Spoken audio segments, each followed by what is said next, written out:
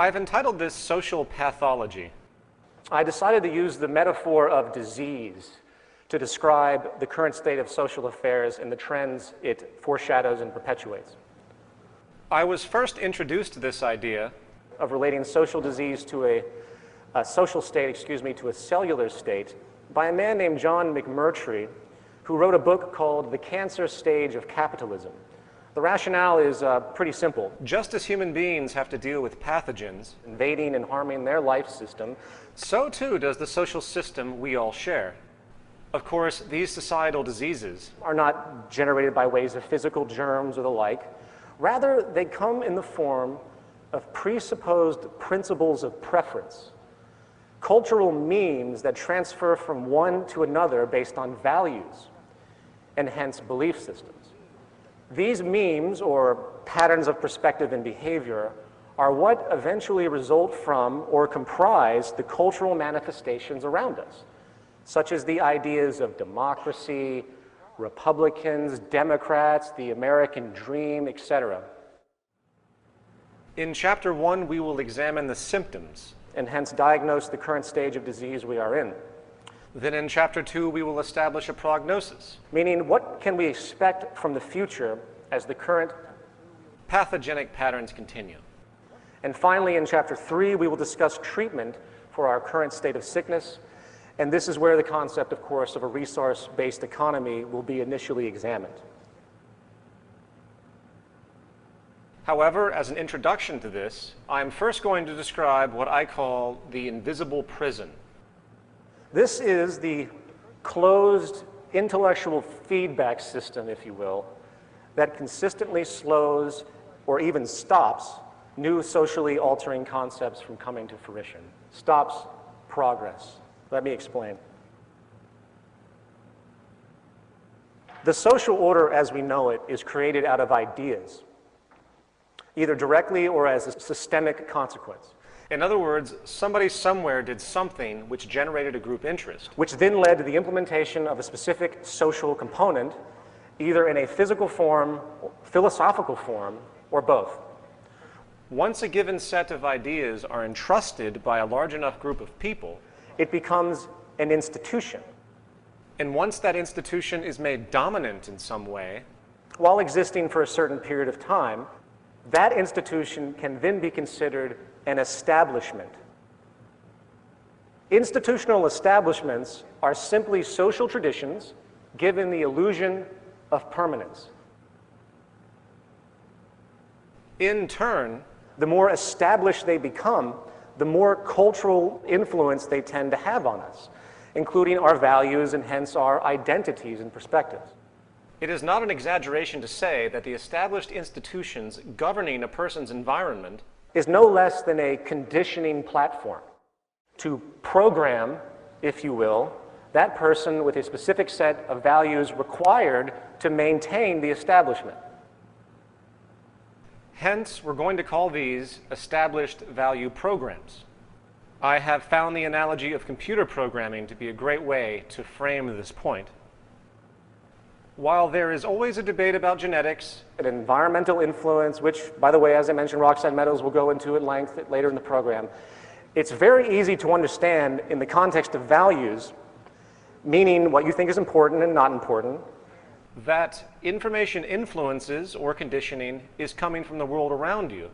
Make no mistake, every intellectual concept which each one of us finds merit with is the result of a cultural information influence, one way or another. The environment is a self-perpetuating programming process, and just like designing a software program for your computer, each human being is advertently and inadvertently programmed into their worldview. To continue the analogy, the human brain is a piece of hardware, and the environment around you constitutes the programming team which creates the values and perspective. Every word you know has been taught to you one way or another, and thus every concept and belief you have is a result of this same influence. Jacques Fresco once asked me, "How much of you is you?" The answer, of course, is kind of a paradox. For either nothing is me or everything is me. When it comes to the information I understand and act upon. Information is a serial process, meaning the only way that a human being can come up with any idea is through taking in dependent information that allows that idea to be realized. We appear to be culturally programmed from the moment we come into this world to the moment we die. And I'm not going to drill it in much more than that. However, consequently, the cultural attributes we maintain as important values are most often the ones that are reinforced by the external culture. I'm going to say that again. The most dominant cultural attributes maintained are the ones that are reinforced by your environment. If you are born into a society which rewards competition over collaboration, then you most likely will adopt those values in order to survive. The point is, we are essentially biochemical machines. And while the integrity of our machine processing power and memory is contingent in part on genetics, the source of our actions come fundamentally from the ideas and experiences installed on our mental hardware by the world around us. However, our biological computer, the human mind, has an evolutionarily installed operating system, if you will, with some seemingly difficult tendencies built in, which tends to limit our objectivity and hence our rational thought process. This comes in the form of emotional inclinations. You know, I'm sure many people here have heard the phrase, be objective. No human being can be fully objective. That's one of the important things I learned actually from Mr. Fresco. Therefore, there is a very common propensity for us humans to find something that works for our needs, given this social structure, and then to hold on to it for dear life, regardless of new conflicting information which might rationally expect a logical change to occur. Change tends to be feared, for it upsets our associations. And by the way, when it comes to maintaining income in the monetary system, you see this propensity in full force, which I will talk about a lot more later. Therefore, anytime someone dares to present an idea outside of or contrary to the establishment programming, the reaction is often a condemning of the idea as blasphemy or undermining or a conspiracy or simply erroneous. For example, in the academic world, investigation often becomes confined to self-referring circles of discourse, closed feedback loops, which assume that the foundational assumptions of their schools of thought are empirical. And only these experts, as defined by their established credentials, are considered viable authorities, therein often dominating influence over the public opinion. This is a doctor named Ignaz Semmelweis, and please excuse my lack of Hungarian pronunciation, but he was a physician who lived in the mid-1800s who performed childbirths. Through a series of events, he realized a pattern, that there was a relationship with the transfer of disease and the fact that the doctors of the times never washed their hands after performing autopsies. The doctors of the time would handle dead bodies in the lower elements of the hospitals, and then they would go up and they would perform childbirths without washing their hands. So this doctor, realizing this pattern, he started to tell his colleagues about this. He's like, hey, you should wash your hands before doing this, before performing any type of surgery or childbirth, especially after handling a dead body. He was laughed at. He was laughed at and ignored. He published papers, and they were dismissed and ridiculed. And after many years of trying this issue, he was finally committed to a mental institution, where he died. It was many years after his death, when Louis Pasteur developed the germ theory of disease, that his observations were finally understood, and people realized what a horrible mistake had been made. In the words of John McMurtry, professor of philosophy in Canada, in the last dark age, one can search the inquiries of this era's preserved thinkers from Augustine to Occam and fail to discover a single page of criticism of the established social framework, however rationally insupportable feudal bondage, absolute paternalism, divine right of kings, and the rest may be. In the current final order, is it so different? Can we see in any media or even university press a paragraph of clear unmasking of the global regime that condemns a third of all children to malnutrition with more food than enough available? In such an order, thought becomes indistinguishable from propaganda. Only one doctrine is speakable, and a priest caste of its experts prescribe the necessities and obligations to all. Social consciousness is incarcerated within the role of a kind of ceremonial logic operating entirely within the received framework of an exhaustively prescribed regulatory apparatus protecting the privileges of the privileged. Methodical censorship triumphs in the guise of scholarly rigor, and the only room left for searching thought becomes the game of competing rationalizations. People tend not to criticize the social order because they are bound within it. We are running a thought program which has been installed on our mental hardware, which inherently controls our frame of reference. To use a different analogy, it's like they're in a game, and the idea of questioning the integrity of the game itself rarely occurs. In fact, members of society often become so indoctrinated by their socially acceptable norms that each person's very meaning is framed by the dominant established value system, and the interpretation of new information is consciously or even subconsciously pre-filtered to be consistent with their prior biases. Now, this basic idea understood, let's hone our focus and briefly consider this mind lock phenomenon, as you could call it, in the context of economics, specifically market economics. Actually, a more accurate term at this stage would be economic theology, for, as this presentation will explore, the majority of people on this planet not only have no idea how they are being affected negatively by the market economy at large, they actually, on average, hold a steadfast commitment to its principles based on nothing more than the traditional indoctrination. I got an email once that said to me, if you're against the free market, you're against freedom. And naturally, I shuddered at this state of mind control that the dominant established orthodoxy has successfully imposed. Of course, this is how power is maintained, and has been maintained by the dominant established orthodoxies since the beginning of time. And the trick, again, is to condition people so thoroughly into the established value systems that any thought of an alternative is inherently ruled out without critical examination. And to show how deeply pervasive this phenomenon is, you will notice that virtually all the activist organizations in the environmental, social, and political movements of the day always exclude the market system itself as a determinant of harmful effects. It doesn't even occur to them.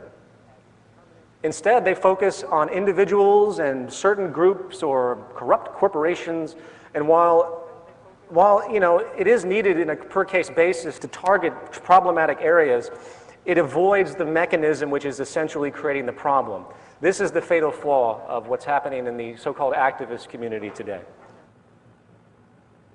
And, as will be firmly and clearly established over the course of this presentation, the greatest destroyer of ecology, the greatest source of waste and pollution, the greatest purveyor of violence, war, crime, inhumanity, poverty, and social distortion, the greatest generator of social and personal neuroses, mental disorders, depression, anxiety, and the greatest source of social paralysis, stopping us from moving into new methodologies for global sustainability and hence progress on this planet, is not some government, it's not some legislation, it's not some rogue corporation or monopoly or cartel, it's not some flaw of human nature.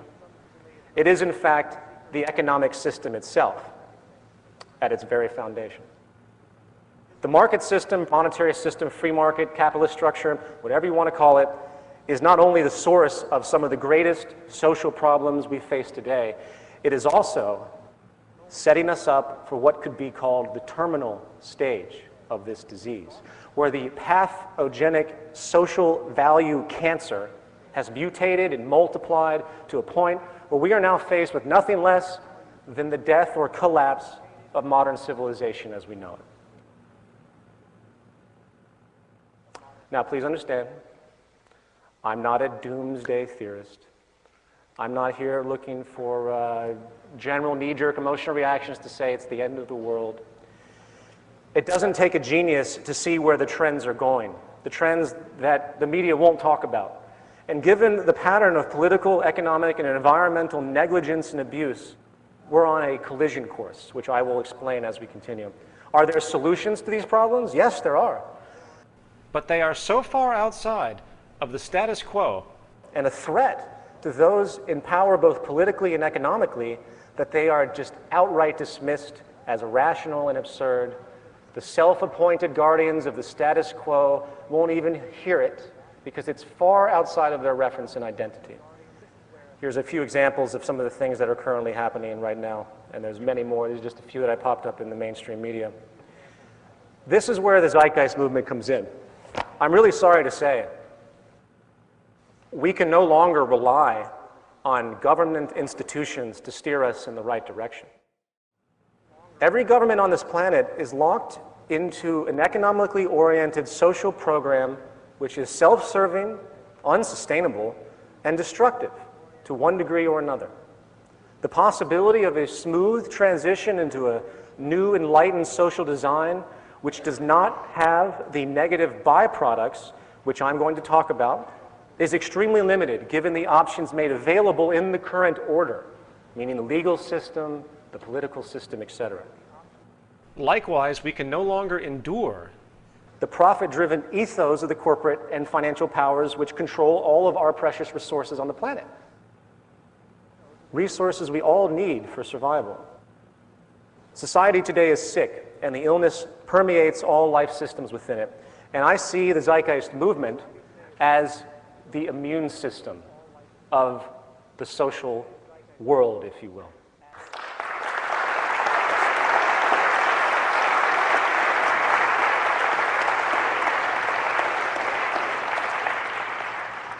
Thank you.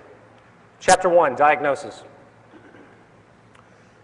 Before I begin this analysis of the social condition, we need to first consider the problem of value and cultural relativism. People today tend to think that their ideas are equal to others' ideas, regardless of supported information. This obsession with opinion has created a frame of reference for so many people today which has no physical referent, where evidence becomes inconvenient. And ultimately, people think that everything is equal. And you get this argument a lot, and I'm sure you've all experienced this. It's a very, very specific point. Everyone is not equal in their opinion. It's impossible, as quaint and convenient as such a concept might seem. The ultimate question becomes, what actually deserves belief? What is important to everyone on this planet, and how do we maintain our well-being both personally and socially in a sustainable way? What is the indisputable common ground which can all be agreed on in a world of Christians, Muslims, capitalists, socialists, atheists, anarchists, Scientologists, Republicans? What can we all agree on? Well, here's one thing that's universal. Being healthy versus being sick. Being healthy is a preferred value preference, you could say. Normal versus pathological states, hence healthy versus diseased states, provide an incontrovertible value basis, for all individuals and societies. Virtually all people in all societies prefer to be alive and healthy, last I checked. There is no cultural relativism about whether having good food to eat, staying away from cancer, or having unpolluted water to drink is a good value to have. Therefore, our analysis of the health of society is not going to be based on GDP, the Consumer Price Index, the state of the stock market, economic growth, unemployment levels, or employment levels, free trade agreements, or any other commonly referenced economic attribute used to claim that society is improving or growing. Instead, we will examine things that actually matter, such as rates of disease, poverty, social capital, trust, conflicts, corruption, planetary depletion, pollution, murder rates, life expectancy, educational performance, imprisonment rates, drug and alcohol abuse, mental illness, etc. These are things that actually matter. So let's begin. Contrary to popular belief, evidence now shows that our early human ancestors, which predate the Neolithic Revolution, really didn't live in a state of perpetual conflict and extreme scarcity as many anthropologists early on had assumed. In fact, hunter-gatherer societies were in a very unique arrangement, immersed in both a restrictive yet self-regulating environmental paradigm. Before the advent of agriculture, there was very little control over what was available. You didn't have agriculture, you couldn't control the environment. So what happened is a natural balance was in order. And the societies themselves seem to reflect this balance by having, in fact, non-hierarchical, non-competitive, leaderless social structures. In fact, it has been found that their value systems, their social values, were essentially based on equality, altruism, and sharing. And they literally forbid upstartism, dominance and aggression, and egoism. We know this today because of anthropological research done on remaining hunter-gatherer societies around the world, such as the Pidaha, which is how it's pronunciated, out of Brazil. Amazingly, it appears that well over, and this is an important point, for anyone that tells you that the current system is natural, for well over 90% of the human being's existence, human species' existence, on this planet as we know it, we were within social organizations that did not use money, that did not have hierarchy, and they even had counter-dominance strategies where the majority would work together to shut down any individual that was trying to gain power and control. Pretty much a reverse of what we have today. The Neolithic Revolution changed all of that. It provided human beings with an ability to control their environment more intently. The sustenance of life could now be cultivated essentially at will. Now, while this advent would appear as a profound benefit to all, it also introduced some pesky social problems as a result of conditioning attributes, which we still deal with today.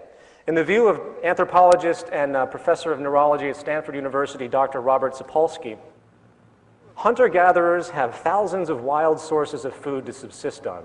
Agriculture changed all of that, generating an overwhelming reliance on a few dozen food sources. Agriculture allowed for the stockpiling of surplus resources and thus, inevitably, the unequal stockpiling of them, stratification of society, and the invention of classes. Thus, it has allowed for the invention of poverty.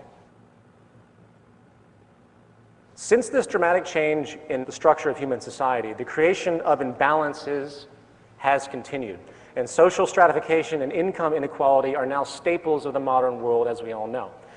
In fact, many who are unfamiliar with human history would probably consider these attributes, again, to be part of some natural human order. It's so pervasive today. We have gone from food cultivation to commodity bartering to gold exchange to metal-backed certificate exchange to fiat currency. We went from a system with values reflective of true natural processes to a system of values based on certificates of ownership traded for income on their own, virtually, or I would say not even virtually, completely decoupled from physical resources. And we have come from a world based on necessity and social drive for preservation and sustainability to a world based on strategic manipulation, pointless materialism, and an obsession with property and ownership. In the words of historian, philosopher David Hume, the first man who, after enclosing a piece of ground, took it into his head to say, "This is mine," and found people simple enough to believe him, was the real founder of civil society. How many crimes, how many wars, how many murders, how many misfortunes and horrors would that man have saved the species who, pulling up stakes, or filling up the ditches, excuse me, should have cried to his fellows, "Beware of listening to this impostor. You are lost if you forget that the fruits of the earth belong to us all, and the earth itself to nobody."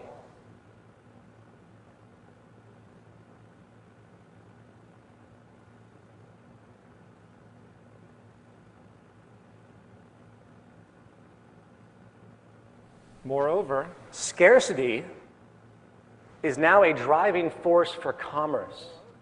In our system, scarcity equals profit. the less there is of something, the more it can be valued in terms of money. In other words, abundance is a negative thing in the profit system. In the words of anthropologist Marshall Shallins, the market industrial system institutes scarcity in a manner completely unparalleled and to a degree nowhere else approximated, where production and distribution are arranged through the behavior of prices and all livelihoods depend on getting and spending. Insufficiency of material means becomes the explicit, calculable starting point of all economic activity. Likewise, I would like to point out as a simple aside that the money supply in America at all times has less in value than the outstanding transactions required. In other words, there isn't and never will be in the American money supply or most other money supplies on the planet enough money in existence at any one time to cover the outstanding transactions within the economy. Money is created out of debt through loans, and interest is charged for those loans, whether it is a government bond or a personal home equity loan. If every single debt was called in right now in our economy, there would be an enormous amount of money that is literally impossible to pay back in domestic currency. This is a central reason why stratification and inequality is literally built into our system. The inherent scarcity of the money supply itself, imagine that. In this system, bankruptcy isn't some irregular byproduct that negligent people just happen to stumble into.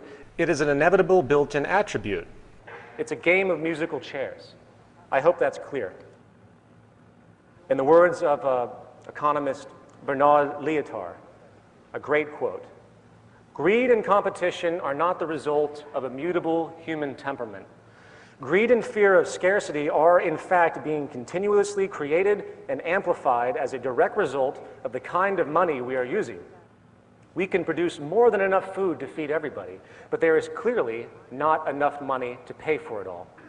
The scarcity is in our national currencies. In fact, the job of the central banks is to create and maintain that scarcity. The direct consequence is that we have to fight with each other in order to survive." That last sentence really defines so much. The direct consequence is that we have to fight with each other in order to survive. The consequence of these mechanisms is, again, extreme social imbalance and hence social stratification. With this understood, let's now consider the state of income inequality within the world. In 2005, the jolly folks at Citigroup put out a memo to its wealthiest clients in regard to the state of what they called the plutonomy. In the opening summary on this is very, very clear. The world is divided into two blocks, the plutonomy and the rest. The US, the UK, and Canada are the key plutonomies, economies powered by the wealthy. The plutonomy is defined as a society where the majority of the wealth is, of course, controlled by an ever-shrinking minority. And as such, the economic growth of that society becomes dependent on the fortunes of the wealthy minority and not the rest of the people. Keep that in mind. They then go to ask the question, what are the drivers of plutonomy? They state disruptive technology, driven productivity gains, creative financial innovation, capitalist-friendly cooperative governments, an international dimension of immigrants and overseas conquests invigorating wealth creation, slave labor, The rule of law and patenting inventions. Often these wealth waves involve great complexity, exploited best by the rich and educated of the time. The basic point of this document is the understanding that the average consumer is essentially meaningless to the equity markets, for the super wealthy trading amongst themselves account for the state of the economy overall. They state, in a plutonomy, there is no such animal as the US consumer or the UK consumer or indeed the Russian consumer. There are rich consumers, few in number, but disproportionate in the gigantic slice of income and consumption they take. There are the rest, the non-rich, the multitudinous many, but only accounting for surprisingly small bites of the national pie. They continue. This is why, for example, we worry less about the impact of high oil prices on aggregate consumption. Clearly, high oil prices are a burden for most parts of our communities. However, without making any moral judgment, income inequality being what it is just makes this group less relevant to the aggregate data. The conclusion, we should worry less about the average consumer, say the 50th percentile, what they're doing, when that consumer is, we think, less relevant to the aggregate data than how the wealthy feel and what they are doing. This is simply a case of mathematics, not morality. You got to hand it to him for being honest. Now, before I go any further, let me clarify a bit. Plutonomy, as the Citigroup documents describe, and these are very long-winded documents, is of course the state of extreme imbalance, so extreme in certain countries that the investment community has little regard for the average person's consumption habits. In other words, the preference mutation has occurred as a result of the financial incentive system, where the consumption patterns of the general population become nearly obsolete in the interests of the wealthy, where they, the wealthy elite, the plutonomy, can now just trade amongst themselves and forget about the lower classes. In other words, so much money is being moved around between the rich that the public consumption patterns are nearly irrelevant. This, of course, makes sense when you think about the methods used to gauge health of the economy, which are supposed to be relating to everyone. GDP is basically calculated by how much money people spend or make on a given good or service. So using the example of net worth, if you have the top 1% controlling 35% of the financial wealth in America, with the next 19% controlling 50%, leaving the bottom 80% with 15%, you have 20% of the American population controlling 85% of the money. And this is what Citigroup figured out. This very small section of the population is what actually powers everything. What this means is that the financial system has little incentive inherently to care about the actions or well-being, essentially, of 80% of the public. And since we all know that the financial system is the most powerful influence on most governments in the world, especially the US government, you begin to see that the only concern the ruling class has with regard to the majority of the population is merely to keep us complacent enough so a backlash does not occur. And I'm not projecting this. Citigroup makes us very aware of this explicitly when they state, we see the biggest threat to plutonomy as coming from a rise in political demands to reduce income inequality, spread the wealth more evenly, and challenge forces such as globalization, which have benefited profit and wealth growth. But don't worry, they're not too concerned. Our conclusion, the three levers governments and societies could pull on to end plutonomy are benign.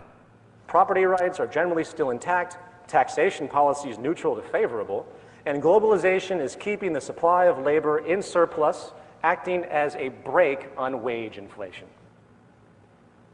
They summarize the heart of our plutonomy thesis that the rich are the dominant source of income, wealth, and demand in plutonomy countries such as the UK, US, Canada, and Australia, countries that have an economically liberal approach to wealth creation.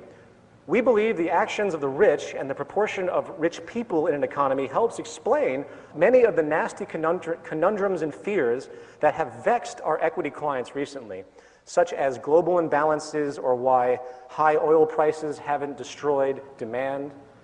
Plutonomy, we think, explains these problems away and tells us not to worry about them. Secondly, we believe the rich are going to keep getting richer in coming years. As capitalists, the rich, get an even bigger share of GDP as a result, principally, of globalization. We expect the global pool of labor in developing economies to keep wage inflation in check and profit margins rising.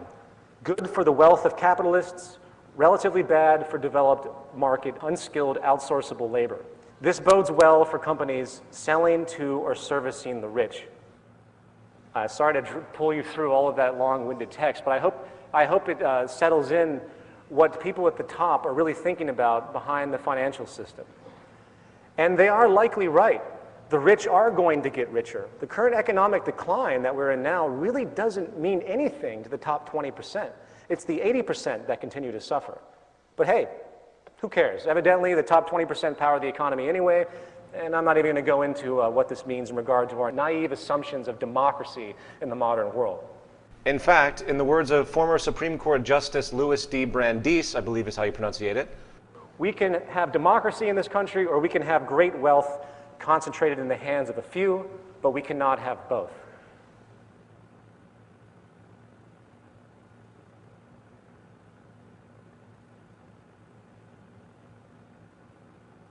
Now, I bring all of this up as an introduction to what we're going to talk about in regards to social health.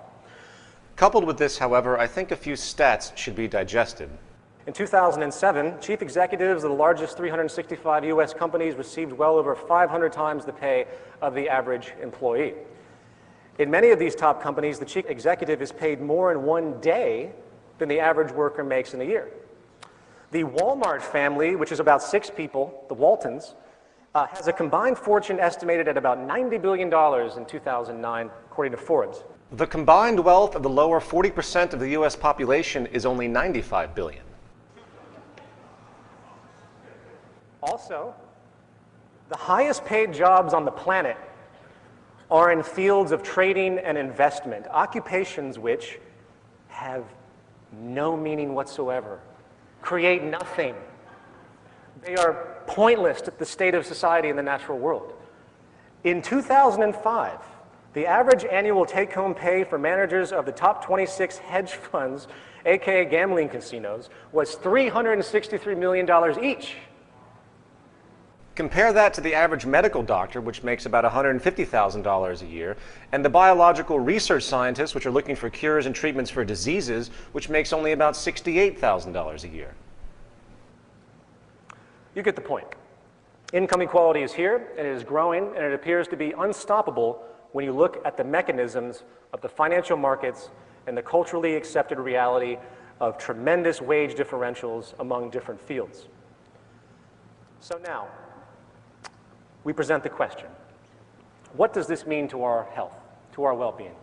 Groundbreaking research by Richard Wilkinson and Kate Pickett of the UK in the area of social inequalities in health and the social detriments of health has given us some profound realizations about what it means to have a society based and driven by inequality. To summarize this groundbreaking research, the common view that social problems are caused directly by singular material conditions such as bad housing or poor diets or lack of educational opportunities and so on is being overturned. The idea that more wealthy societies do better than poorer societies in regard to health in general is not the case. The social problems abundant in rich, highly stratified countries are largely caused by the scale of material differences between people within society itself. The problem is not absolute income, but rather the problem of relative income. If you compare groups of people with the same income in different countries, you find that those in more unequal countries do much worse than those in more equal countries with the same income. It appears to be a psychosocial phenomenon. Inequality seems to make countries socially dysfunctional. And as based on measures of societal health, crime rates, and well-being, it is safe to say, as you will see me point out, that really our current structure is nothing more than a social failure. Life expectancy. On this chart, we see a specific set of wealthy countries. I apologize for those that can't read this in the back. I'll do my best to point out what is going on here. Basically, the y-axis you see is life expectancy, and the x-axis is income inequality going from left to right, low to high. Life expectancy, bottom to top, of course, low to high. As you can see in this, Japan has the lowest amount of income inequality, but with a staggeringly high life expectancy. While Singapore, trumping only the United States in this particular set of countries analyzed, which are mostly wealthy countries, has the greatest income inequality, and the regression line in the middle shows clearly how the patterns moving from lower inequality to greater inequality reduces the life expectancy of all of these countries. Drug use. We see the United States as having the highest level of inequality based on the sample set, while also being within the top 4 of countries with the most illegal drug use: US, New Zealand, Australia, and the UK. While in the lower echelon, you have Japan, Sweden, and Finland, which have the least amount of inequality and the least drug use. Well, Greece is in there too. It's the trends that are important here. You can see the clear regression line. I want to expand on this particular one. The reasoning for this, there was a study done in 2002 with macaque monkeys. In this study, 20 monkeys were observed and analyzed in regard to social hierarchies that developed in different circumstances, noting which animals were dominant and which were subordinate. The result was that the monkeys that had become dominant had more dopamine activity in their brain than they had exhibited before they became dominant, while the monkeys that became subordinate showed very little changes in their brain chemistry. In turn, after teaching the monkeys how to administer cocaine to themselves through levers, it was found that the subordinate monkeys took in much more cocaine than the dominant monkeys. In other words, it's a form of self-medication. Let's continue on to mental illness. Mental illness is much more common in more unequal countries. Once again, we have the US at the peak of mental illness. We have Japan at the lowest echelon. As you can see from this chart, mental illness and inequality are very much correlated. A quick glance at SSRI antidepressant drug visits to doctor's offices among adults 18 years of age or older in the United States from 1995 to 2002 shows a clear trend of growing dependencies on antidepressants. The most common type of disorders, of course, are anxiety and depression. A psychologist by the name of Jean Twenge did an interesting study which proved that Americans are much more anxious than they used to be. A survey of college students from 1952 to 1993 across 52,000 students found that students today were more anxious, than 85% of the population at the beginning of the study, meaning 1952. By the late 1980s, the average American child was more anxious than the child psychiatric patients of the 1950s. As far as depression, a study called Time Trends in Adolescent Mental Health found that in Britain, depression among people in their mid-20s was found to be twice as common in a study of 10,000 or so people born in 1970. 10,000 people study, twice as common in 1970 as it was in 1958. It also found that in general, psychosocial disorders affecting young people have risen substantially over the past 50 years. In Germany, Italy, Japan, and Spain, 1 in 10 are deemed mentally ill in a year. In the UK, it's 1 in 5, and in the US, it's 1 in 4. Across entire populations, rates of mental illness are 5 times greater in the most unequal countries compared to the least equal. Now, of course, I know what you're saying. What about genetics? I think Richard Wilkinson summed it up very well. Although mental illness can be affected by changes in the levels of certain chemicals in the brain, nobody has shown that these are actually causes of depression, rather than changes caused by depression. Although some genetic vulnerability may underlie some mental illness, this cannot by itself explain the huge rise in illness in recent decades. Our genes cannot change that fast. And let's move on to the idea of trust. Another word for this is social capital. Social capital is defined as an attitude, spirit, or willingness of people to engage in collective civic activities. Hence, there's a strong trust relationship. As you can see in the chart, those that feel they can trust one another are much more common, naturally, in societies that have less inequality. This, of course, is beyond obvious, as I'm sure many would agree. Naturally, with greater inequality, people are less caring of one another.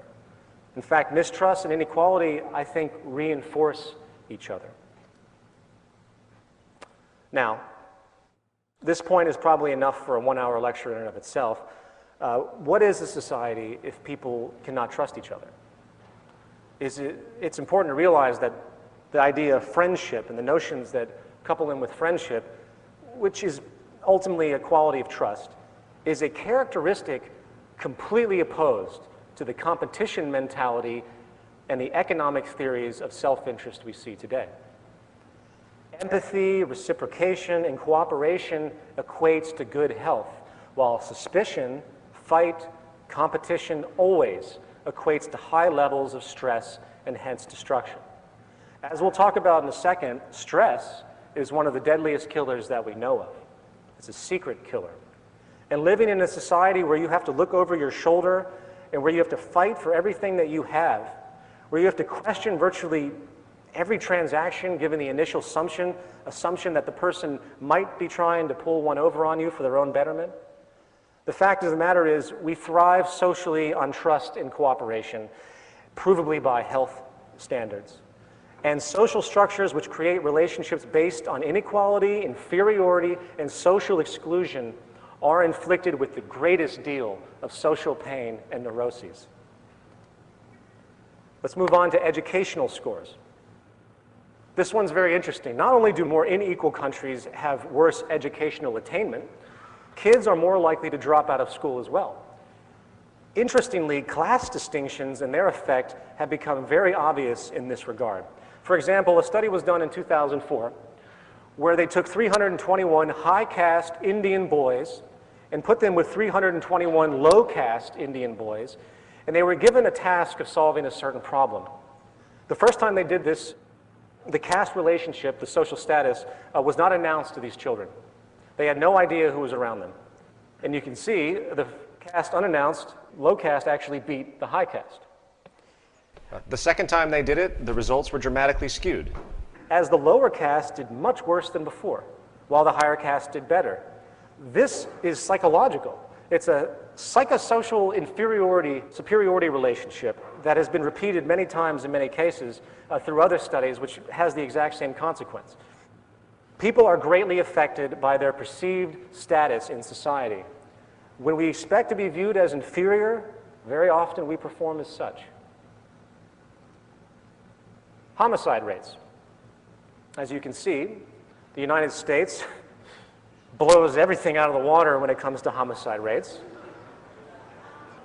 And obviously, if you look at the regression trend, homicide rates are naturally more common in unequal societies. In fact, violence itself is probably the most established attribute of social inequality over any of the things that we're talking about in these examples.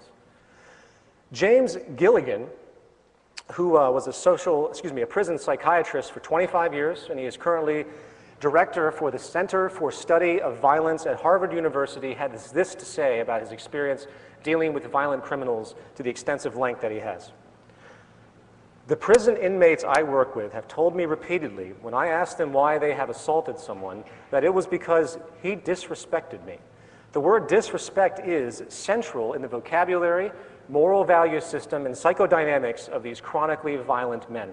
I have yet to see a serious act of violence that was not provoked by the experience of feeling shamed and humiliated, disrespected, and ridiculed, and did not represent an attempt to prevent or undo this loss of face, no matter how severe the punishment.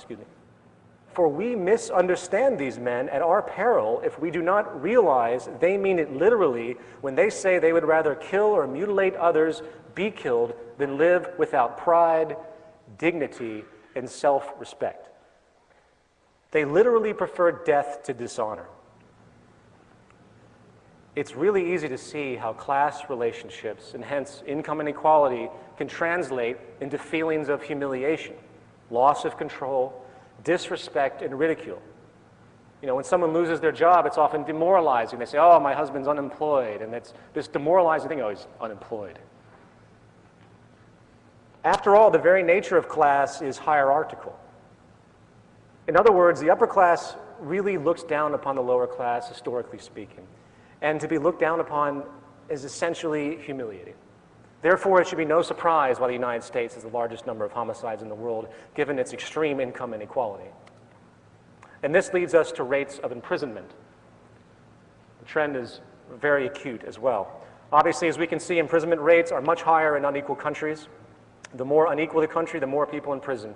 However, what is interesting about this reality is that it doesn't just relate to rates of crime, which of course is more prevalent in unequal societies, but it also has to do with the punitive attitudes toward the so-called criminal elements of society.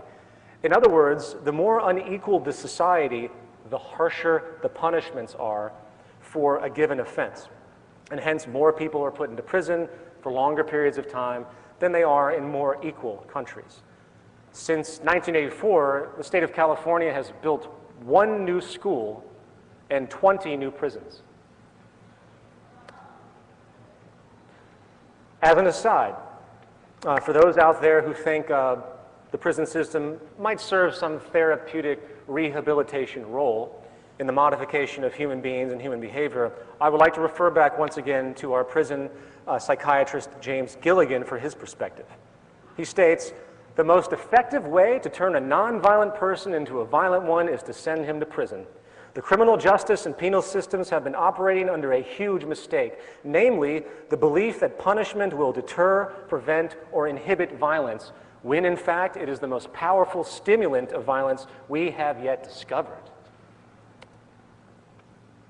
Now, here's a very interesting one, social mobility.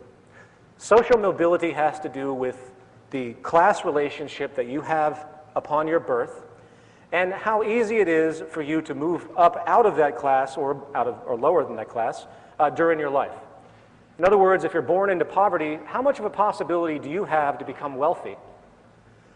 Well, as you can see by this chart, the United States, home of the American dream, has the lowest mobility rate.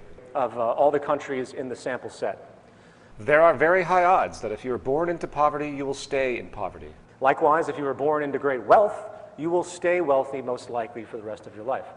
And if you think about it, it's really a form of class segregation. This reality can be blamed in part on the very mechanisms of our financial system, which keeps the lower classes poor and the upper classes rich deliberately. As a quick example of this, which I've stated before, but I think it's a very important example, if you have $1 million and you put it into a CD at a bank at 5% interest, you're going to generate $50,000 a year simply for that deposit.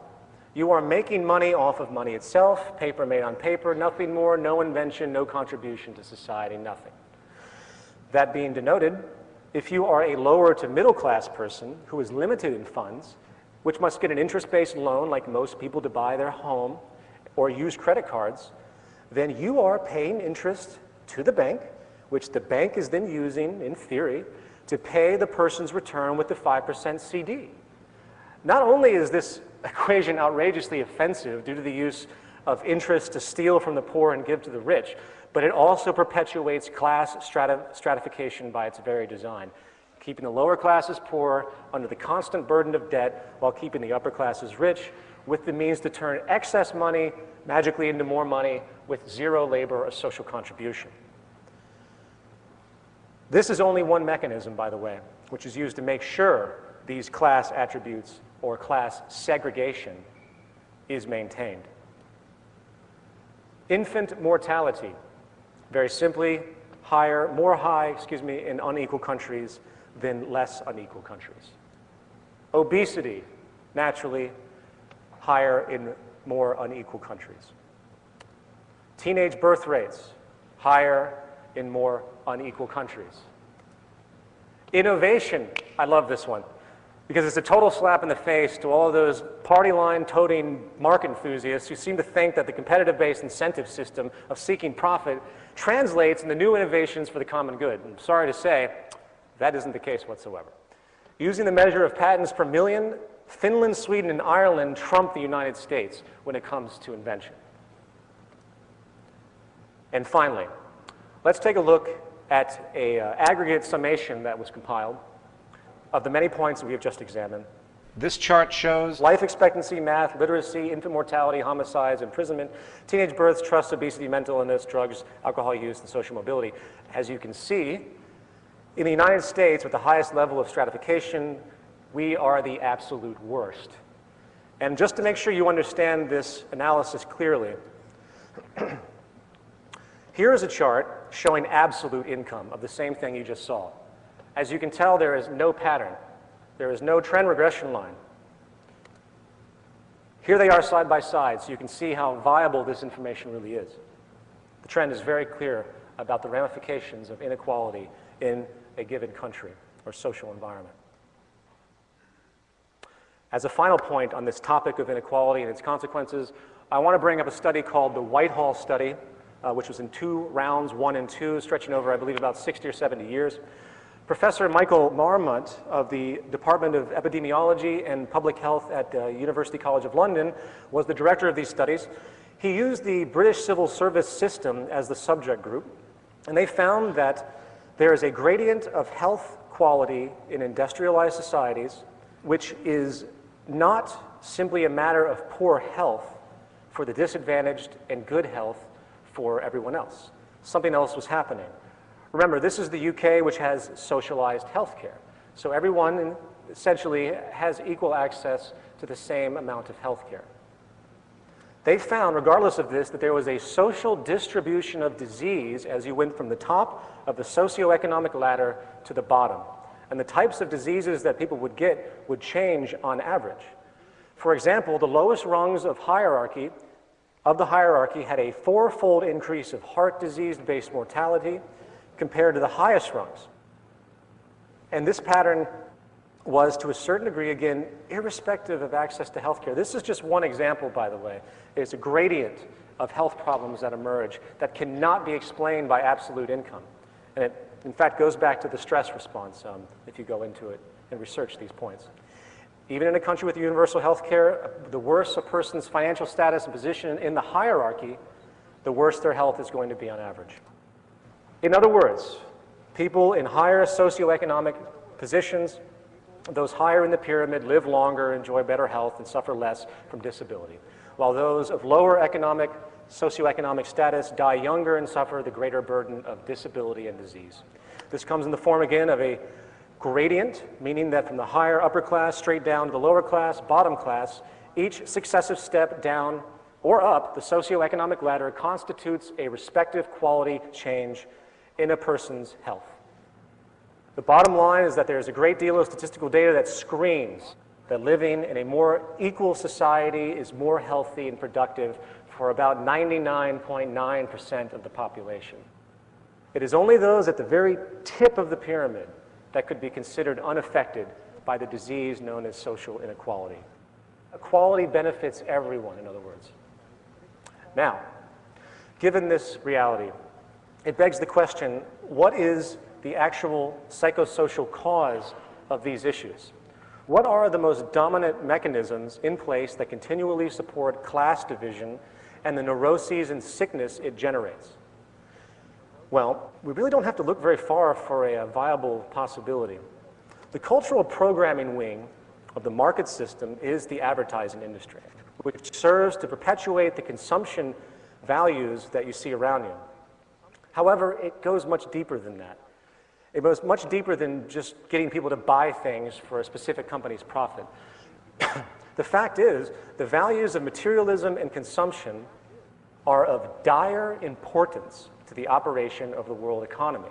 Without those values, the system would falter, and let me explain why. At the core of the economy as we know it lies the unalterable requirement for constant, perpetual, cyclical consumption.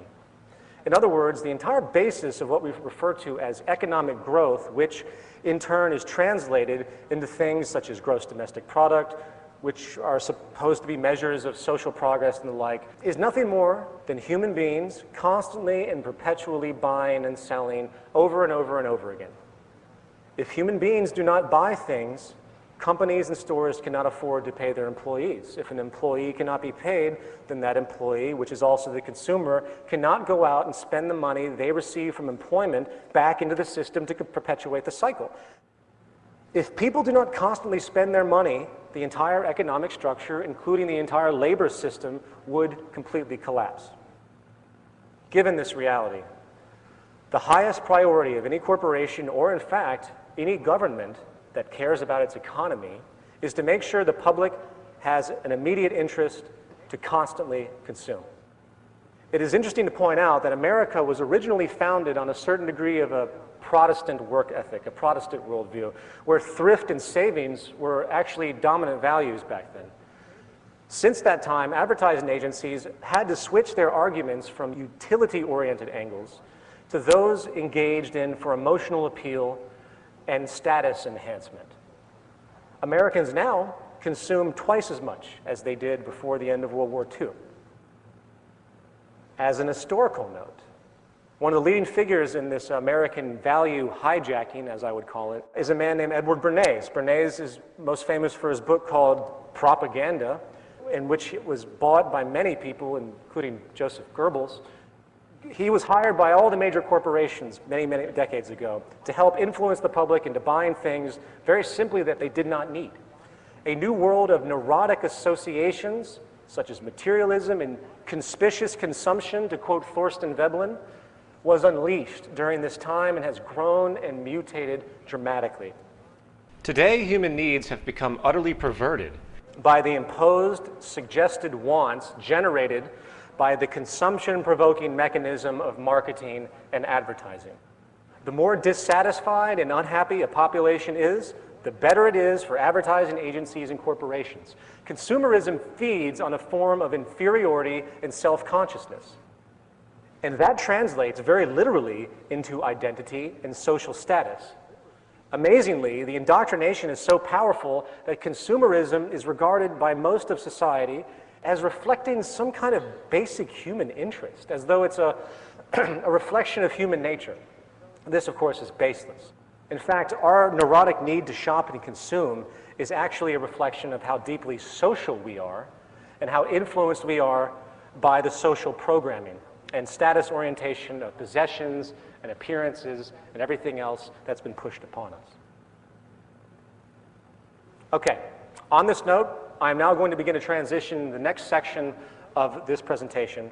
And to bridge that, I want to make a point that not only does the status-generated consumption patterns of most of the public, especially in America, cause a great deal of social stress, leading in part to many of the problems we have just analyzed, the propensity for constant cyclical consumption, which again is required for the entire world economy to function, is also outlining trends which show a clear path to severe environmental problems and the continual breakdown of civilization as we know it, as we destroy all of our natural resources through this idiotic act of conspicuous consumption to fuel GDP. Part 2, prognosis. The prior points made about the well-being and quality of life issues associated with social imbalance is a big issue. However, to be fair, just because there's a propensity for an overweight, violent, diseased, mentally disturbed, selfish, untrusting, illiterate population does not necessarily translate into the consequence of social collapse, as we're beginning to see. So we're going to move on, putting the basic well-being of humanity aside for a moment and focus on the mechanisms of the social system itself and the larger order problems that are being generated. Okay, here's the deal. One of the most critical things to understand, without a shadow of a doubt, proves the unsustainable nature of our current social system and how it is on a collision course with nature, is this.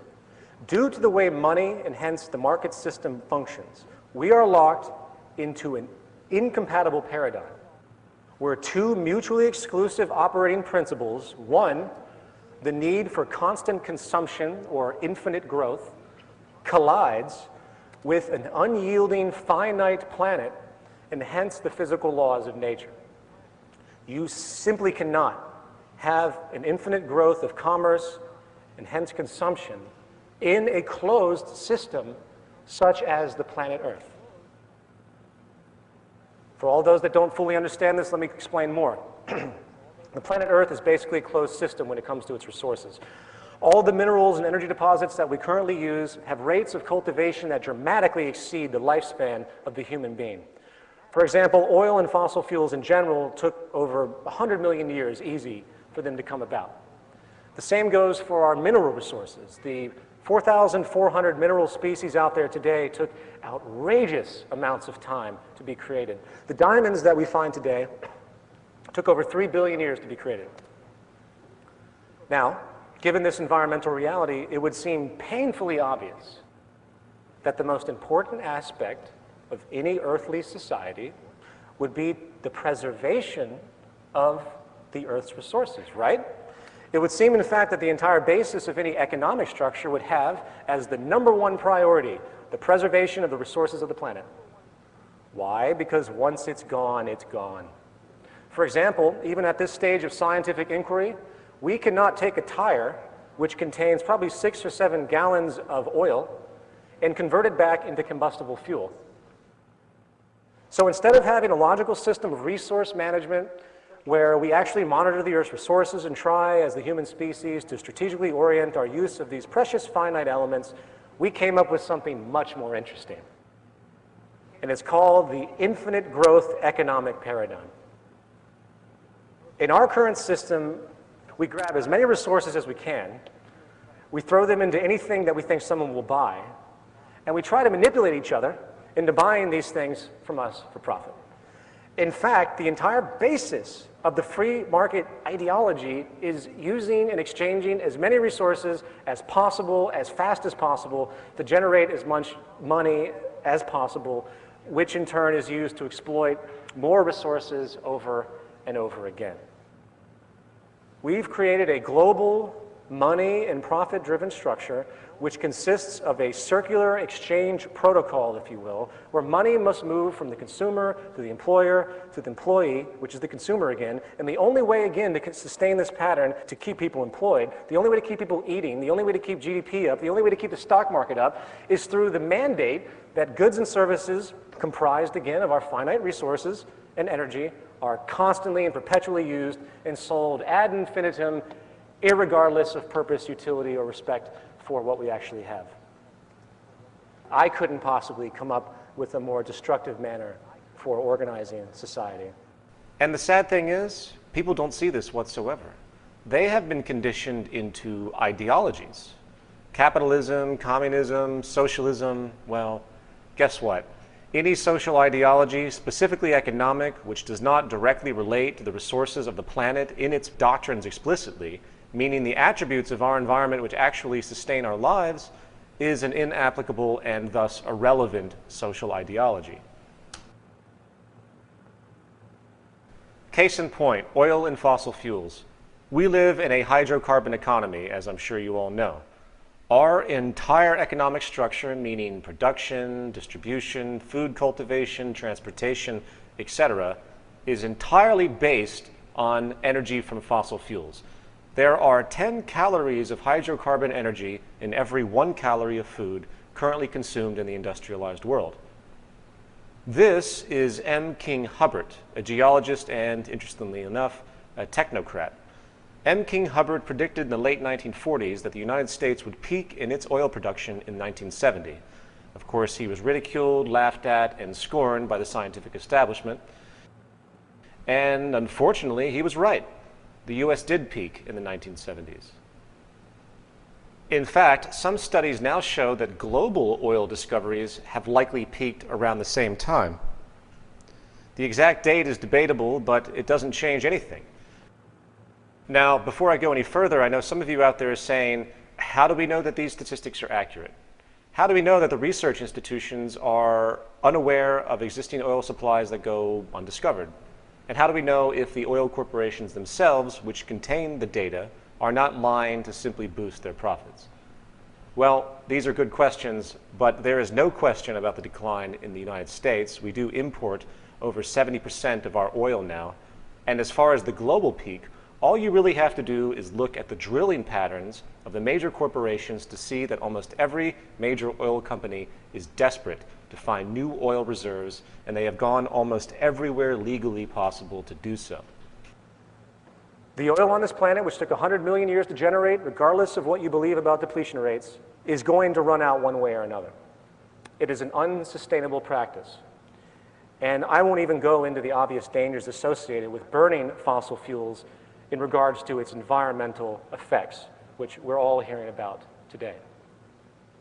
As an aside, it is not at all irrational or hasty to consider that the peak oil issue just might have something to do with the fact that the United States, which consumes 25% of the world's energy while having only 5% of the population, has the largest permanent military bases in history situated in the Middle East with no evidence whatsoever of ever leaving this region. Obama has already stated that he is going to leave 50,000 troops in the Middle East indefinitely. This is the guy that got the Nobel Peace Prize. As we continue in the Middle East to probe and agitate countries which contain, guess what, the majority of the remaining recoverable oil on this planet, such as Iran.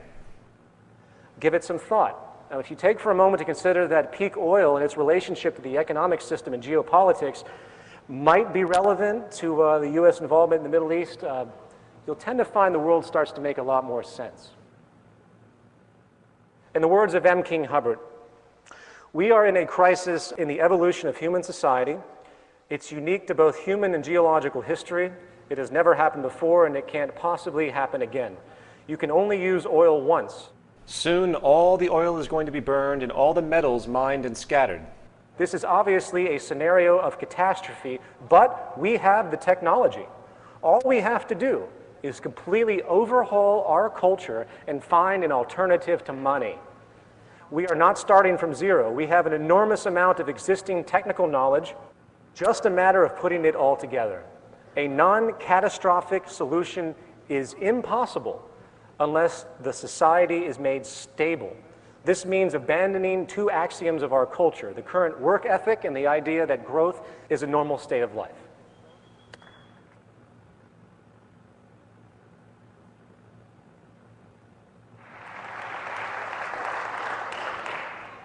He continues in a paper he wrote in 1981 called Two Intellectual Systems, Matter, Energy, and the Monetary Culture.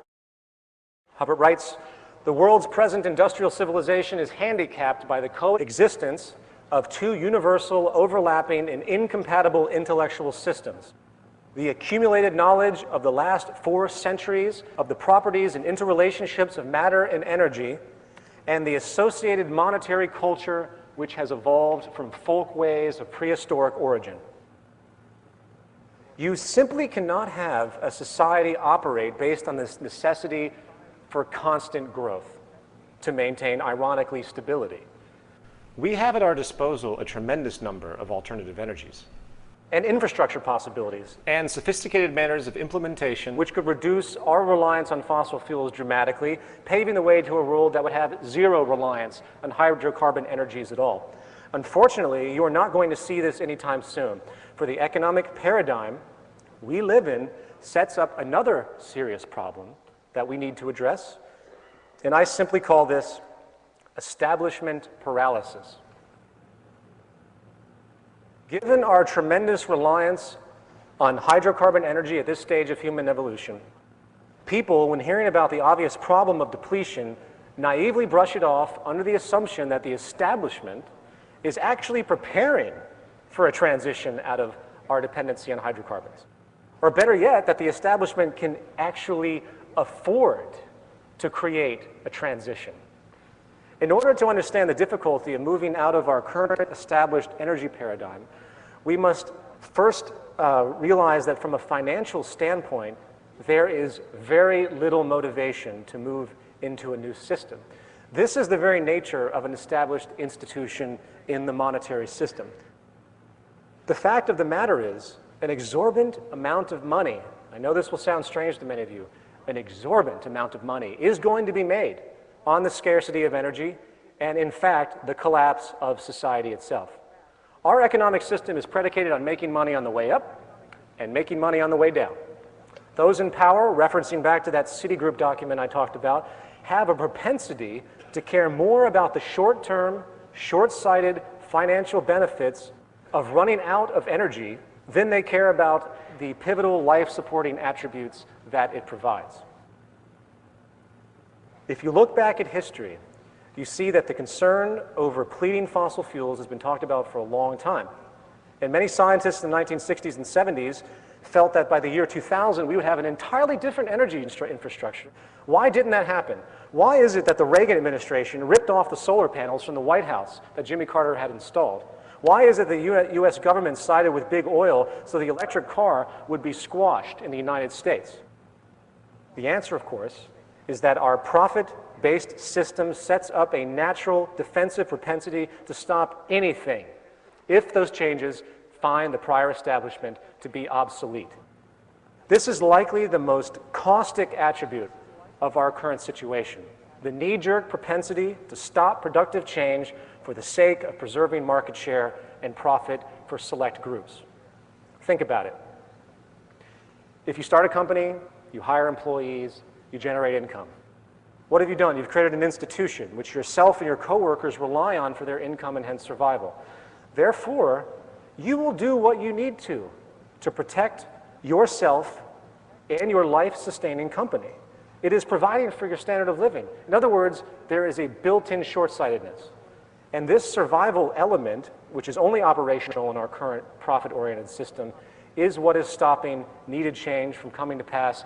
I could probably ramble off many examples of new advents that have been pushed to the side because they're either too efficient or too sustainable for the market system to absorb, or simply money can't be made continually off of them. It can't perpetuate the system, or it puts an industry out of work. It puts people out of work. There is a human element to this. So there's a natural need, a natural attribute, where people say, well, okay, this is probably better for society, but I need to make money now. I can't think about the transition, so let's just push this aside for now. That's what's happening over and over and over and over again. It's not that they're bad people or anything like that. This is what the system has created.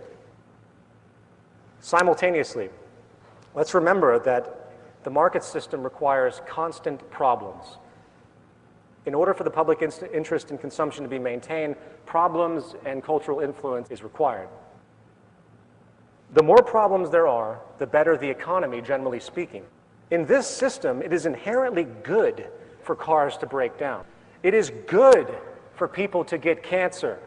It is good for computers to become quickly obsolete. Why? More money. To put it into a sentence, change, abundance, sustainability, and efficiency are the enemies of the profit structure. Progressive advancements in science and technology, which can resolve problems of inefficiency and scarcity once and for all, are, in effect, making the prior establishment's servicing of those problems obsolete. Therefore, in a monetary system, corporations are not just in competition with other corporations. They are actually in competition with progress itself.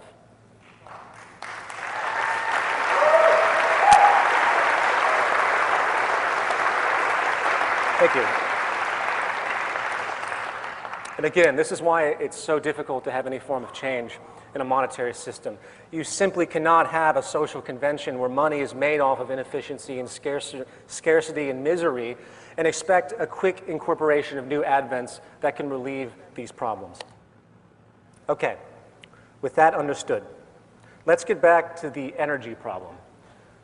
The final issue I'd like to point out is this. Apart from the fact that there's a great deal of money to be made by the select few as the majority suffers, apart from the fact that the established energy institutions have little motivation to forego their profitability to alter society's energy mediums, is the very harsh reality that due to the outstanding debts globally right now, I think as we all know, the Earth is essentially bankrupt, as hilarious as that is, there is likely not going to be enough money to change anything. I want everyone to think about this very critically. As exciting as the potentials are for renewable energy in the fields of solar, geothermal, tidal wave, and the like, potentials that have been documented thoroughly that will far exceed the global energy consumption by thousands of percent. We still have the serious problem in our current structure of financing the infrastructure to make this transition. How do we transition into a new infrastructure where every single government on this planet, every country owes money to someone else, where they're seen as systemic breakdown of bankruptcy starting to occur in Europe, and the United States is just a matter of time? Given the current state of affairs and the urgency of renovation, especially with peak oil, how can we possibly afford to make a transition to these renewable energies before the scarcity of oil begins to shut down due to excessive oil prices because of supply and demand? One study by a leading expert in Sweden predicts by 2030, the world will be using 10 barrels of oil for every new barrel discovered or extracted. That's really not that far away. So, how can we expect the United States, with over $12 trillion worth of debt, barely able to cover its interest payments to other governments, with state bankruptcies occurring, near depression-level unemployment, cutting social programs. We're already selling off infrastructure to foreign countries. How can we expect to afford to move into a new infrastructure? I'm using energy as just a singular example. There's many other problems that we have to deal with. In 2008, the executive director of the International Energy Agency stated that it would take $22 trillion in investment to update the global energy supply infrastructure by 2030. $22 trillion. Where is that money going to come from? Do you really think that we're going to get away with just randomly printing more and more money in the central banks and expect no inflationary repercussions or debt collapse repercussions? Remember, all money comes into existence from loans. There has to be an initiator. Every single dollar in all of your wallets is owed to somebody by somebody. And this, again, leads us into the heart of the disease. The economic, monetary-based system, or the game, as I like to call it, because that's all it is. That's all it ever was, a game. And we can change the game anytime we want. We just need to convince those who are winning the game to put down their pieces for a moment and ask themselves if the game they are playing is really going to reward them in the long run. In a report coming out of the AFP, there is growing evidence that the current rate of our resource exploitation indeed has a time frame. The report states, quote, "As it is, humanity each year uses resources equivalent to nearly 1.5 Earths to meet its needs." Said the Global Footprint Network, an international think tank, we are demanding nature's services, using resources and creating CO2 emissions at a rate 44% faster than what nature can regenerate and reabsorb. This means that it takes the Earth just under 18 months to produce the ecological services humanity needs in 1 year. And if humankind continues to use natural resources and produce waste at its current rates, we will require the resources of 2 planets to meet our needs by the early 2030s. A gluttonous level of ecological spending, in their terminology, that may cause major ecosystem collapse, the report said. Now, by the way, I want to point out that people hear that and they have a Malthusian notion. They think that our consumption patterns are somehow inherent and they're not going to change. I read a statistic recently, and for my new film, I'm going to do a huge section on waste attributes of certain industries. And what I've come to find is that of all the production that's done, on average, 75% is waste. 75% is waste. Of all the materials that are created and put into circulation and taken out, 90% of those end up in landfills, I believe, within 6 months. This isn't about some natural human thing that we're doing. This is about the social system's obsession with constantly consuming for the sake of economic growth. In an analysis done by the IRRC, by 2025, it's predicted that 2/3 of the world will experience water scarcity. 2/3 of the world by 2025. Many seemingly wealthy countries are already turning to desalination processes. In turn, over 1 billion people are starving on this planet. Do you, with everything that we have discussed, think that any of these things are going to get better, given our current financial crisis? And again, in case you haven't figured it out, the problems of water scarcity and food scarcity is indeed 100% economic. There are many types of desalination processes which could take salt water and convert it into clean water in all of these poor countries. But guess what? No one has any money to implement these types of solutions in poor countries. The same goes for food. We've gotten to a point with scientific invention that we don't even need arable land anymore, which, by the way, is eroding at a rate about 1 inch a year due to the abusive agricultural methods that are being utilized. Please note, it takes about 500 years for fresh topsoil to emerge. Hydroponics and aeroponics alone, if applied correctly, could provide for all the world's people without the wasted water resources in part and the excessive need for nitrogen-based fertilizers. In fact, you could build these facilities on the land that is depleted in stories. You could have skyscrapers, if you will, of organic food production on an industrial level. But once again, who has the money to do that? And on an extremely enraging and sad note, the more we experience social breakdown, the more human exploitation, crime, and abuse will occur. While here in America we think that slavery was abolished many decades ago, the fact is there are now more slaves in the world than any time in human history given the definition of slavery. However, this time it doesn't come from the form of owning people, it is simply the globalization attribute of exploitation for cheap labor. I'm going to stop here as far as talking about the negative attributes inherent in our system, along with the ongoing social collapse, which, by the way, I personally can't see an end to for a very long time, if at all, frankly, until we move into something more sustainable. The personal and private debts, for example, are so high right now that it's going to take a number of bubbles to burst before any type of so-called stability is going to occur. Anyway, before I go on to the final section of this talk, which is essentially an introduction to the Venus Project and a resource-based economy, let me summarize by saying that the monetary paradigm, economic structure as we know it, is again the basic systemic source of the majority of the world's problems we have around us. In this system, if this cancer is allowed to grow unabated, spreading its malignant propensities across the globe, utterly decoupling from the natural world and the carrying capacity of the earth, destroying the finite resources we all share, we are on pace with nothing less than something that no one can even consider of a collapse. And I'm not talking about waking up one day and there's nothing anywhere. It's not like that. It's where slowly it arose to a point where the values and the culture and the awareness becomes so distraught and so confused that the levels of quality of life become justified, where you start to accept less and less. It's going to slow everything down to a crawl.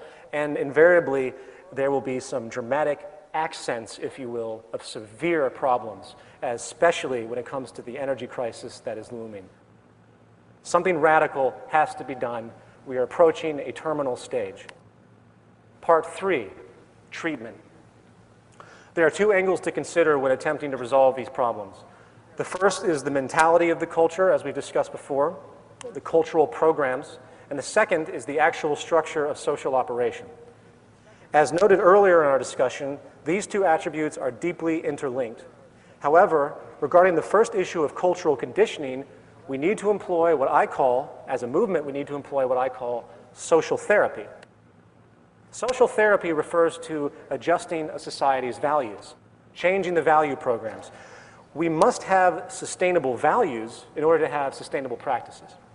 I would suggest that the first program that needs to be uninstalled from our mental hardware is the social distortion that generates conspicuous consumption pushed forward by the corporately aligned advertising agencies. The value orientation of having more and more stuff, regardless of their utility or function, is an unsustainable ideology inherently on a finite planet. Consumerism and materialism, again, are sicknesses, culturally created to perpetuate the cyclical consumption needed to fuel the market and labor system. This is precisely what the Zeitgeist Movement is trying to do. We can't do anything until people understand the need for this direction, which is why we're here right now, which is why this is being webcast, which is why those involved in the movement are diligently working, not to create infrastructure yet, but to try to get these values out there. We will address the movement directives in the second half of the program. Beyond that, as far as the actual structure of society, I'm afraid we require nothing less than a complete and total revision. And this is where the Venus Project again comes in. I'm going to run down 5 of what I consider to be the central attributes required to move into a resource-based economy. 1, we must move from a growth economy to a steady state economy. The cancerous consequences of the infinite growth paradigm must be stopped before it's too late. In the final analysis, given our technological ingenuity at this stage, we propose the absolute elimination of the monetary system itself. There's no reform possible to stop what the system is doing. The scarcity and waste we see around us is created by us, not some intrinsic process of nature or some Malthusian inherent tendency. The need of money is no longer relevant and is extremely detrimental, in fact.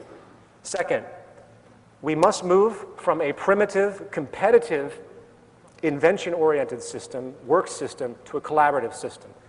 Not only are all goods produced in our current society inherently inferior, by the way, due to the need to maintain a competitive cost basis in the marketplace, but the competitive system also generates massive amounts of corruption.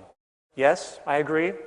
The incentive to compete does produce some improved goods and services to a certain degree, but that positive is utterly overshadowed by the planned obsolescence, the inherent planned obsolescence, and the general environmental indifference generated by the necessity to stay ahead of someone else. As an aside, imagine for a moment if the top engineers of the major car companies, rather than competing, got together and decided to collaborate on making the best car possible at a given point in time. Imagine if we established an incentive system that pulls people together to create the best rather than compete and produce inherent inferiority. Think about that. An open source world where all lines come together and produce goods so everyone can benefit. Think about that. The progress would just be unbelievable. Not to mention, it would save tremendous amounts of resources. For there'd be no longer a need to duplicate perpetually. You don't have two companies making the same thing anymore. It's a form of preservation if they work together. Third, we have to move from our piecemeal, dispersed industrial methods to a central planned system of streamlined functionality. Is it me, or is it absolutely insane that we import strawberries from Brazil or bananas from Ecuador or water from Fiji when all of these things could be produced locally? As Jacques Fresco will describe in regard to his city systems, everything is as self-contained as possible. As another example, consider the general route of production, from mining the materials to creating the preliminary components to assembling the components to distribution. And there's a constant move of transportation to go from one place to another, wasting tremendous amounts of energy. Give that some thought for a moment to think about if you streamlined all of the actions of society, think about how fluid things could be and what that actually means. Now, to extend this point, in a talk I did called Where Are We Going?, I described a ground-up global approach to a network organization which is in fact a resource-based economy. And I described why the parameters are what they are. I don't have time to go through all of it, but let me give just a quick rundown of the reasoning for those that have never even considered any other social system outside of what we know today. Very simply, the Earth is a system and must be treated as such. There are resources all over the Earth, and therefore we must have a system that can monitor these global resources within a global technological infrastructure. Therefore, we have to have a feedback system, which has to be global in nature, coming from the carrying capacity of the Earth, which is the starting point of all industrial decisions. The first step in this, we do a full survey of the Earth's natural resources. You can't make intelligent decisions if you don't know what comprises the attributes of those decisions. We must first understand the full range and capacity of the earthly components in order to derive inference as to our capabilities. There are many natural resources to consider on the planet, but for now, I want to focus on energy again. Since energy is essentially the fuel of society, this is a good focal point. So what do? We scan the Earth holistically. Yes, we scan the entire planet, listing all relevant energy locations and potentials. The potentials, of course, to clarify, are based in part on the state of technology. I don't want to go into all the technical attributes of harnessing and things like that. For example, solar technology has dramatic potential at this stage due to the advent of nanotechnology. We are seeing a possible exponential increase in this potential where really small solar panels can have up to 97, 98% efficiency in the radiation that they pull in. Moving on. So we have this raw data. What do? We just rate each resource based on its renewability, pollution, and all the factors that have to do with the act of extraction and everything that goes along with it. It becomes self-defining, based explicitly on the goal of sustainability and maximum efficiency. Those resources that have the most negative retroactions are given the least priority in utilization. For example, fossil fuels are no longer needed. They're not renewable. They pollute the environment. Given the tremendous power of geothermal, wind, wave, and solar combined, there is, again, no reason to burn fossil fuels at all. Once we realize this, we move to our third point, distribution and monitoring. Energy distribution and infrastructure projects would logically be formulated based on technological possibility and, naturally, proximity to sources. In other words, if you have wind energy being utilized in Asia, it's not likely going to be delivered to Latin America. So distribution parameters would be self-evident based upon the technology and proximity practicality. Likewise, Again, active resource monitoring done through Earth sensors would allow a constant awareness of our rates of use, the rates of depletion, the rates of renewal, or any other parameter relevant to know. This is pivotal for us to maintain what we can consider a balanced load economy. If the scarcity of any resource is going to occur, we will see it far in advance, and we can forecast it, and we can make proper actions to adjust accordingly before it becomes a very large problem. This idea, of course, is nothing new. You see this in your inkjet printer. Your printer has an ink level, comes up to tell you what you have. And just to show that this isn't some bizarre idea that's impossible, Hewlett-Packard just recently came out with what amazingly they called a central nervous system for Earth, which the first time I heard that sentence was actually out of the mouth of Jacques Fresco. And that's exactly what they're attempting to do in a limited sense. They're trying to develop a wireless sensoring system to acquire extremely high resolution seismic data on land, and this is exactly the direction. It's funny with these things that have been talked about for a long time, and people say, oh, that could never happen, and we see it begin to happen in small pockets, if you will. All we have to do is scale this out and expand it for the needs that we require. Okay, so what do we have so far? We have the locations of our energy resources. We have the outputs and potentials and distribution qualifiers based on strategic usage. You would survey the public to see what they wanted. Just as someone goes to a store, they say to themselves, well, I want this. They get what they need, and it becomes a statistical point. Therefore, it's a dynamic monitoring of the consumption rates. And finally, we have a system of active resource monitoring that reports the state of energy supplies, rates of usage, and other relevant trends. I know I'm moving very quickly with this. If you want to hear a more expanded expression of this point, you can go online and watch the lecture, Where Are We Going? In other words, with this entire concept, we've created a systems approach to energy management on the planet. The system is comprised of real-time data and statistics. The process of unfolding is based not on a person or group's opinion, not on the whims of a corporation or government, but on natural law and reasoning. In other words, once we establish the interest that survival and hence sustainability is our goal as a species, which I hope everyone here shares, each parameter to consider in regard to resource management becomes completely self-evident from the ground up. It's called arriving at decisions as opposed to making them, which is a subjective act based on incomplete information and very often cultural or personal biases. Using this energy model as a procedural example, and I'm going to start moving very quickly because I didn't realize how long this presentation was. It's already almost 5:30. We would compile this information into a computer database management program. And this will be the logical means to monitor and have automation systems to correct elements that are problematic. We want to eliminate the subjectivity currently dominant in our society. This is like a nervous system. There's no reason to vote on anything. There's no reason to debate anything in Congress. Moving on to point 4. For the sake of humanity and efficiency, we need to stop wasting time on labor processes that are generated by the market system to maintain employment. We need to move into deliberate automation of everything we can. Given the current state of technology today, there is absolutely no reason for a waiter to exist in any restaurant. There is absolutely no reason for anyone to work at the post office. There is absolutely no reason why anyone should be in virtually any factory whatsoever. I've been working on a statistical data set for a project that I'm doing in regard to employment in America, considering what percentage of the current workforce could be automated at this stage of technological know-how, coupled with eliminating occupations that have no social return, such as Wall Street, including all jobs that have anything to do with money.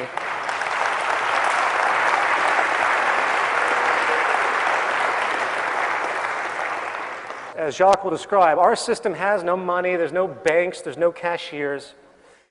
I have recently come to the generalized conclusion, which I'm continually working on, but I'm going to throw it out there. I believe 65% of the American jobs could be eliminated tomorrow with the knowledge we have now. Not trend projections, which make things cataclysmic, but the knowledge we have now. But this isn't just a fanciful notion of say, oh, we can have more free time. There's also a social imperative here. It's a very critical thing to point out that historically speaking, the more that we have moved to automation or what's called mechanization in any industry, the greater the productivity. In fact, productivity is now inverse to employment in many sectors studied, which means it is socially irresponsible not to automate as much as possible, for it allows for greater abundance and efficiency. Here's a chart of the G7 advanced industrialized countries showing how employment in manufacturing has been dropping while manufacturing output has risen substantially. And this particular trend is happening across the board, and why wouldn't it? These machines don't need to take lunch breaks, they don't need vacations, they don't need insurance. It makes perfect sense. And as a very quick point, what you're going to tend to find is that the inexpense of machines are becoming so inexpensive now. Technology is exponentially growing at such a rate. In your cell phone, you have a little microchip that's more powerful than the greatest supercomputer that existed 50 years ago. And it's really cheap now. The first great supercomputer costed millions and millions of dollars. People aren't going to be affordable anymore to most corporations. They're going to automate because they can't figure out a way to reconcile keeping human labor anymore, except for ideological things, of course. And fifth, we have to move from a system of materialism and property to a system of universal access. Now, before this point is dismissed as communist propaganda, let's consider the train of thought. In a resource-based economy where production is streamlined to maximize quality and minimize waste and duplication, the idea of property becomes obsolete and, in fact, detrimental. People do not need to hoard and protect anything. They simply need access to what they need at the time they need it. The best example is the automobile. We've been finding in science now, there have been tests done of cars that can drive themselves. It's been tested, satellite-driven automobiles that can navigate very well, and Jacques talked about this years ago as well, using Doppler radar so cars simply cannot hit another car. These things are coming to fruition. So in the future, if you need to go somewhere, you call up the car that you need, it comes to you, you utilize it, and then when you're at your location, it goes back and helps somebody else. As opposed to sitting in some parking lot, wasting time and space for likely 80% of the automobile's life. This is what we do. We waste so much space and resources.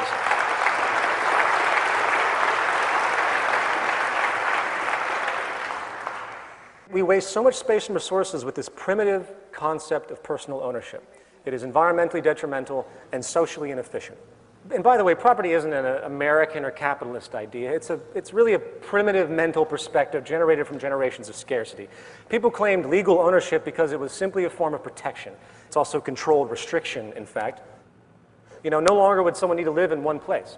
One could travel the world constantly, getting what they need as they move along. Anything needed is obtained without restriction. There's no reason to even steal something, and this is an extremely important point. How could you steal something that no one owns? You certainly couldn't resell it because there's no money. Right there, you have 95% of all crime gone.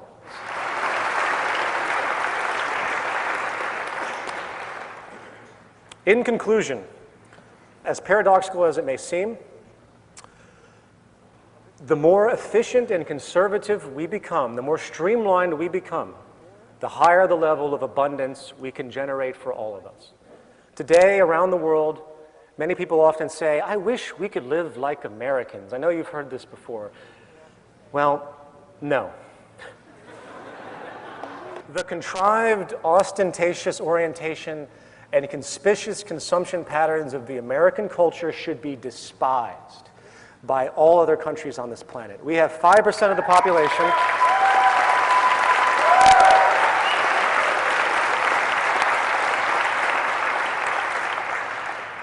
We have 5% of the population and we consume 30% of the world's resources. It's insane.